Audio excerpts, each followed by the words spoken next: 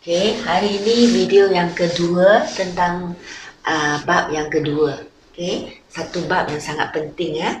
Jadi ini ialah tentang pengkelasan kos. Demi kita kelaskan kos kepada beberapa kumpulan. Okay, so kos boleh dikelaskan. Video yang sebelum dia cikgu sudah explain kan, bezakan kos dengan belanja. Okay, so now we learn about cost.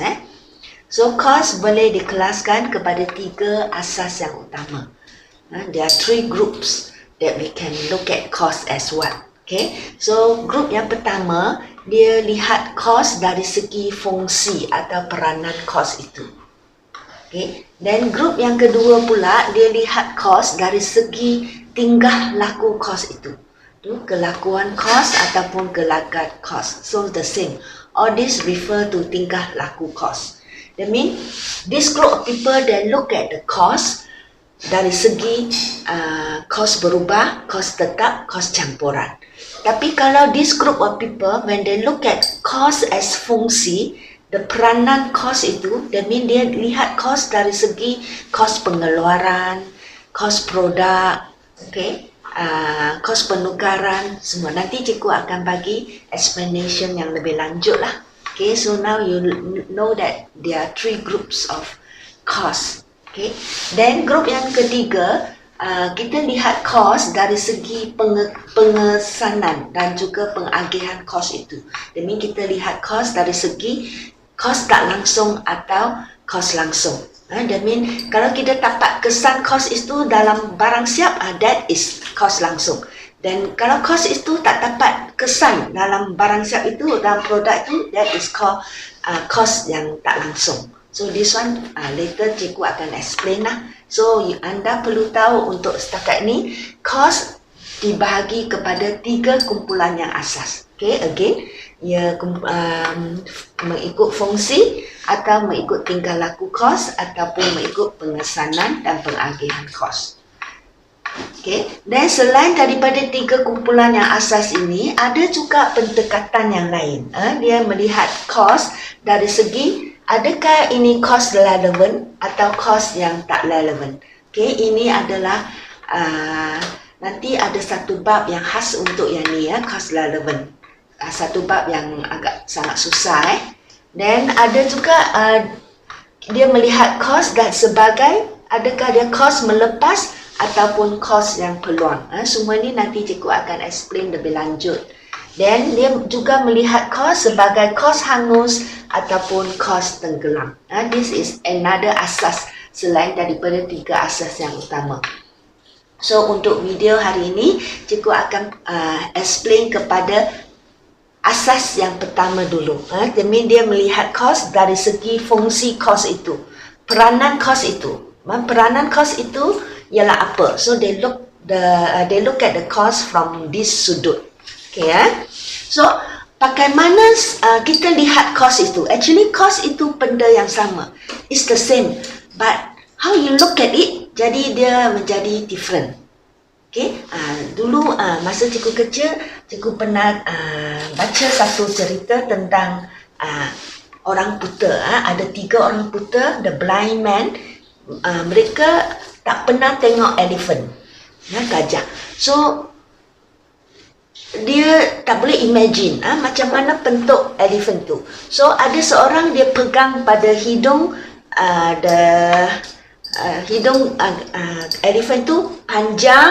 Oh, dia kata elephant itu macam satu tube yang panjang. Okay, like a long pipe. Then ada seorang buta tu dia pegang kaki elephant tu. Oh, dia kata gajah actually like a pokok. Seperti satu batang pokok. Dan ada seorang dia tersentuh badan gajah tu, elephant tu. Oh, dia kata gajah actually is like dinding.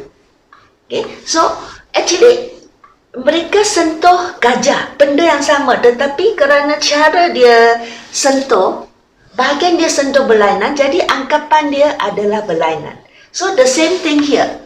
Benda yang sama is a cost, but how you look at it, jadi how you macam mana you pandang dia menjadi nama yang lain. Okay, contoh dia, in this group of people, dia pandang cost dari segi fungsi. Jadi pada this group of people, cost itu adalah dikelaskan sebagai cost pengeluaran, cost produk, cost utama, cost penukaran. And this group of people, dia pandang cost lain pula. Dia look at cost bukannya dari segi cost pengeluaran, tapi dia tengok cost dari segi berubah, cost yang boleh ubah, cost yang tetap tak berubah, ataupun cost yang campur, ada half berubah, separuh tetap. So is benda sama cost, tapi how you look at it, dia menjadi nama yang berbeza. Boleh faham? Okay, so now we look at this group of people, and anggap cost, dia pandang cost dari sudut fungsi. Okay, so one more thing. Kenapa ada orang melihat cost, mengkelaskan cost dengan beberapa kumpulan? Why is it important that boleh wujud beberapa kumpulan melihat cost itu? Cost benda yang sama, but why dia berbagai anggapan tentang cost? Kenapa dia anggap ni sebagai berubah? And this one, dia tak tengok dia berubah atau tetap, but dia tengok dari segi fungsi dia. So, macam mana kita tengok actually is bergantung kepada pihak pengurusan perniagaan itu. Kalau perniagaan itu, dia nak guna cost itu sebagai alat merancang, sebagai alat mengawal cost, sebagai alat to make decision making, merancang berapa kuantiti yang perlu keluarkan, berapa harga. Jadi dia akan anggap, dia akan pandang cost dari sudut ni, dari segi tingkah laku cost. Tetapi kalau pihak pengurusan, dia nak mengira cost produk. I just want to know how much is the cost pengeluaran, the cost barang siap saya, so that I can tentukan harga jualan. So dia tak akan pandang cost dari sudut ni, dia akan pandang cost dari sudut fungsi dia. Cost yang dipandang dari sudut fungsi akan membantu pihak pengurusan mengira cost pengeluaran dia. Okay, so macam mana you look at the cost is depends on apakah tujuan anda. Okay, if you want it to for your planning, perancangan, you will look at cost as tingkah laku cost. If you want to kira your cost product, you can use this asas and this asas. Okay, if you want to do make decision making, pembuatan keputusan, so you can look at cost as tingkah laku cost, and also cost as relevant dan cost yang tak relevant. Okay, so macam mana cost relevant, cost tak relevant? That means when you do keputusan, let's say you want to decide whether you should go to Taylor, you should study in Taylor College ataupun Sunway College. Katakan the cost that you take ialah yuran dia sama. So, yuran yang sama, jadi bila you ambil keputusan untuk study, whether you want to study in Taylor atau Sunway, and both university, yuran dia sama, jadi yuran menjadi cost yang tak relevant. That means, when you want to ambil keputusan whether I want to study in Sunway atau Taylor, the yuran is not important. Because whether you study here or study there, cost dia masih sama. So, menjadi cost yang tak relevant, that means cost yang tidak membantu anda membuat keputusan. So, maybe you go to Taylor is further, so you have to pay more transport money. That become cost yang relevant. Okay, so yang ini, that's why, macam mana you pandangkan cost, you kelaskan cost sebagai ini, atau ini, atau ini, atau ini, it depends on apakah tujuan anda. Okay, kita akan mengkelaskan cost mengikut tujuan atau kegunaan cost itu. Okay, so kalau sudah faham, hari ini video ini cikgu akan mula dengan asas yang pertama. That means kita memandangkan cost sebagai fungsi dia, dari segi fungsi cost itu. That means the main purpose here, kegunaan di sini ialah I want to mengira cost produk saya. If you pandang cost dari sudut ini, tujuan utama ialah untuk mengira cost produk. So, yang ni ya, the first one, pengkelasan cost mengikut fungsi. So, dia melihat kos dari sudut peranan kos itu. Peranan kos dalam pengeluaran in the kilang and also in the office dari segi pentadbiran. Bukan pengeluaran, that mean it refer to pentadbiran, management side. Okay, so video hari ini cikgu tumbuh kepada pengeluaran dululah. Yang ini will be the next video. Okay, so I go to pandangan pengkelasan kos dari sudut peranan dia dalam pengeluaran. Okay, peranan kos dalam pengeluaran. So, peranan kos dalam pengeluaran ni, this group of pengkelasan, dia ada beberapa konsep kos. Okay, when you look at this group, how they look at the cost. So for them, cost adalah terdiri daripada cost pengeluaran. When we say cost pengeluaran, also refer as the same lah, cost produk ataupun sambut bahasa as cost perkilangan. Sama So apa itu cost pengeluaran? Selalu keluar dalam soalan teori you must know how to explain definisi. So cost pengeluaran ialah kos yang diperlukan, kos yang kita perlu dalam proses pengeluaran sesuatu produk. So as I say, for this second term, kita banyak, you have to anggap anda adalah kilang. Okay, now you keluarkan produk. So kos pengeluaran, kos yang perlu dalam proses pengeluaran produk, ataupun in other word, kos yang terlibat untuk menghasilkan sesuatu produk. That is kos pengeluaran. So when we say cost pengeluaran, this one very important. From bab 1 until the end of the bab 10 until the end of the book, semua you will look at, dia akan ulanglah this word, cost pengeluaran, cost produk. So you must know, bila nak mengira cost pengeluaran, dia terdiri daripada 3 jenis cost. When you say cost pengeluaran, mesti 3 jenis ini campur. Cost bahan mentah langsung, campur cost buruh langsung, dan cost overhead kilang. So 3 ini campur, then we will get jumlah cost pengeluaran. So you want to know how much you want to sell your product, so you kena tentukan the cost of that product. So how I tentukan the cost? Kita campurkan ni dengan ni.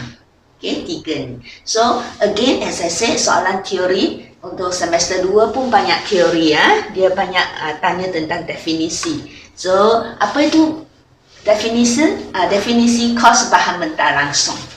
So kos bahan mentah langsung, bila kita keluar satu produk, definitely kita perlukan bahan mentah kan. Kalau kilang buat pakaian, bahan mentah dia ialah kain. Okay, kilang buat perabot, maybe they need kayu. So itu dah dia kos bahan mentah langsung. Perkataan langsung mesti ada, kerana kita ada kos bahan mentah tak langsung dan kos mentah langsung. So kos bahan mentah langsung ialah kos bahan mentah utama yang diguna bagi menghasilkan barang siap. The main raw material. Tanpa yang tu you tak boleh buat. Kalau you nak buat kasut kulit, mesti ada ya kulit, right? Kalau you nak buat pakaian, mesti ada kain. Kalau you nak buat makanan sardin dalam tin, so mesti ada ikan sardin. So that is the main one. Okay, bahan utama, okay, untuk menghasilkan barang siap. Dan dia boleh dikena pasti. You can kena pasti ada kesan secara langsung. Very easily you can see kepada produk yang dikeluarkan. You look at that, you know, okay, macam pakaian, kain. Okay. Then apa tu kos buruh langsung? Okay, kos produk juga terdiri daripada kos buruh langsung. Buruh mean pekerja lah. So when we say kos buruh langsung, dia rujuk kepada pekerja yang terlibat secara langsung. Very important, mesti kata secara langsung dalam pengeluaran barang siap. Bila kita nak keluarkan produk, pekerja inilah yang buat secara langsung. Dia yang guna tangan dia buat. Okay? Pekerja yang terlibat secara langsung dalam proses tukarkan bahan mentah itu kepada barang siap. Contoh dia siapa? Tukang jahit. Betul kan? Dia jahitkan kain dalam kilang membuat pakaian. Dia yang jahit. Jadi Macam mana dengan penyelia kilang, supervisor? Yang tu dia bukan buruh langsung. Dia tak jahit, dia cuma mengawas, make sure they do their job. So dia bukannya buruh langsung. Buruh langsung mesti dia yang jahit, dia yang buat kerja tu, dia yang buat barang siap itu. Okay, so kos buruh langsung. So kita ada kain, ada yang tukang jahit. Then untuk siapkan satu pakaian, kita perlu banyak kan, you kena kos elektrik, you kena sewa kilang, okay, you have to pay insurance, you have to pay money to supervisor, you kena baiki mesin, adanya susut nilai mesin, everything. So semua yang ni adalah cost overhead kilang. So when you count how much is your cost product, the cost dia, so that you can tentukan harga jualan. So you have to add this, the cost of your bahan mentah langsung, cost buruh langsung, and the cost overhead kilang. So cost overhead kilang ialah semua cost selain daripada cost bahan mentah langsung dan cost buruh langsung. So whatever cost yang you tak masuk dalam sini, yang you tak masuk dalam cost buruh langsung and cost bahan mentah langsung, itulah dianggap sebagai cost overhead kilang. Okay, kilang bukan di pejabat.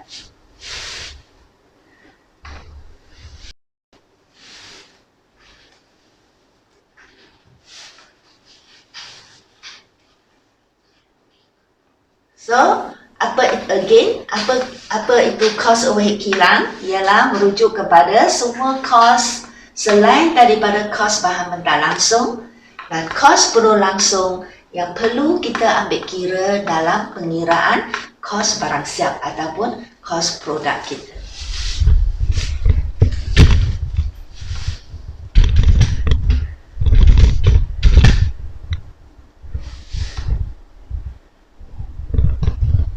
Okay, so tadi cikgu katakan, okay, semua kos selain daripada kos bahan mentah langsung dan kos buruh langsung. So, semua kos itu termasuklah juga semua kos bahan tambahan dan bahan sampingan yang perlukan untuk menyempurnakan barang siap itu. Okay, whatever, macam you nak buat pakaian kan, you perlukan penang dan putang. Without that, without penang, you cannot jahit. So, ini adalah cost overhead, penang. Ada kain is cost buruh cost bahan mentah langsung. In order to lengkapkan your pakaian, you need penang dan putang, that one is cost overhead. Dia dipanggil cost bahan tak langsung. Okay, ni contoh contoh cost overhead kilang. Contoh cost penyelia kilang, just like I say, the supervisor, dia mengawasi, make sure the tukang jahit pakaian. So dia juga merupakan cost, right? In order to get the pakaian done, the company need to pay for the supervisor. So gaji yang dibayar kepada supervisor ini dianggap sebagai cost buruh tak langsung, kerana dia sendiri tak buat kerja tu, dia tak jahit pakaian, dia just mengawasi. So dia adalah buruh tetapi ialah buruh tak langsung. So dia adalah cost overhead. Cost overhead juga terdiri daripada cost buruh tak langsung. And also cost bahan tak langsung. As just now I say, in order to do pakaian, you need benang, putang. So this is cost bahan tak langsung, is cost overhead. Then kalau untuk kilang perabot, dia perlu skru, dia perlu cat, dia perlu kertas pasir, varnish, all that. Semua itu adalah bahan sampingan yang perlu. So without that, you tak lengkap your perabot. So ini juga adalah cost overhead. Okay, then ada juga kos penyelenggaraan, you the mesin jahit rosak, you kena baiki, you kena maintain. Okay, kos insurans kilang, kos utility kilang, the air, elektrik, semua ini adalah kos overhead. Okay, yang perlu juga diambil kira dalam kos pengeluaran kita. So, dari situ formula untuk mengira kos pengeluaran ialah kos buruh langsung, kos bahan mentah, ini bukan buruh, kos bahan mentah langsung, kos buruh langsung, kos overhead kilang. So you got cost product. Then dalam kumpulan kos mengikut fungsi ini, dia juga ada konsep-konsep kos yang lain, iaitu kos prima dan kos utama. Okay, kos prima mean the kos utama yang terlibat dalam proses pengeluaran barang siap. Without that one, you cannot buat your barang siap. Kos yang utama you need. So, apakah kos yang barang utama? You perlukan bahan mentah langsung, and also you need the workers to do, right? So, you need the kos bahan mentah langsung dan kos buruh langsung. So, these two costs add up is called kos prima. Okay, then konsep yang lain ialah kos penukaran. Ya, kos penukaran ialah kos yang diperlukan untuk tukar bahan mentah langsung kepada barang siap.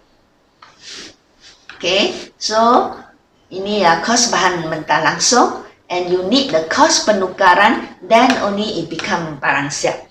So you got the bahan, you got the kain. So what you need so that it become pakaian? So what you need? You need buruh langsung, you need the tukang jahit, and you need the kilang, okay? You need the air, electric, you need the benang, all that. So ini dipanggil kos penukaran. So formula untuk kos penukaran ialah kos buruh langsung plus kos overhead kilang. You will get kos penukaran. So kos bahan mentah langsung plus kos penukaran, that is kos buruh langsung and kos overhead, you will get kos produk. You become barang siap. Okay, if you just got the kain without the tukang jahit, without the kilang, you cannot tukar menjadi pakaian. So, and again, ini another concept lah, kos penukaran. So, from there, kita dapatlah 3 formula untuk mengira kos pengeluaran. Formula yang pertama, kos bahan mentah langsung plus kos buruh langsung plus kos overhead kilang. Okay, ini formula yang paling asas. Dari formula ini, kita boleh make it more complicated. Okay, because you know that kos bahan mentah langsung plus kos buruh langsung is called kos prima. You need the kain, you need the tukang jahit. These two is kos utama, right? So, kos utama. So, these two. So, dari situ, this formula kita boleh tukar menjadi formula kos prima plus kos overhead kilang. Okay, these two you campur is called kos prima. So, kos prima plus kos overhead kilang equal to cost product. Same. Okay. So, again, from this formula juga, kita boleh buat lagi satu formula. Okay. Cost bahan mentah langsung plus cost buruh langsung plus cost overhead kilang. And you know that cost buruh langsung and cost overhead kilang actually is called cost penukaran. Okay. When dua ini campur, kita bagi nama cost penukaran. So, dari situ bolehlah wujud satu lagi formula, iaitu kos bahan mentah langsung plus the kos penukaran, then you will get cost product. Okay, so from satu formula, kita sudah wujud lagi 2 formula yang lain. So, it become ada 3 formula untuk mengira cost product. Jadi, dalam exam, kalau soalan part A sudah minta anda kira kos prima, so then the next one dia minta anda kira, part A minta kira kos prima, part B minta anda kira kos produk. So part A you sudah, bahagian A you sudah kira kos prima. So straight away when you kira kos produk, you have to use kos prima. Jangan you guna formula ni, you kena guna formula ni, menunjukkan anda know the formula. Kalau you guna formula ni, mungkin anda tak akan dapat markah, because means that you don't understand the formula. So the same as this formula. Kalau bahagian A sudah minta anda kira kos bahan mentah langsung, and part B minta anda kira kos produk. No, sorry. Okay, kalau part A sudah minta anda kira kos penukaran, and part B minta anda kira kos produk, so you have to make use of your answer in part A. Jawapan untuk kos penukaran, you campur dengan kos bahan mentah langsung, you get kos produk. You tak boleh guna formula yang asal ni. Kalau you guna formula asal ni, means that you don't understand the concept. So you must know how to make use of the previous jawapan in bahagian A untuk dapat jawapan bahagian B. Okay, kalau jawapan bahagian A you sudah dapat kira kos penukaran. So, bahagian B you kena guna formula ni. Make use of the jawapan of bahagian A. Then you have to use kos bahan mentah langsung plus kos penukaran. To kira the cost product. Tak boleh guna formula yang asal. Okay.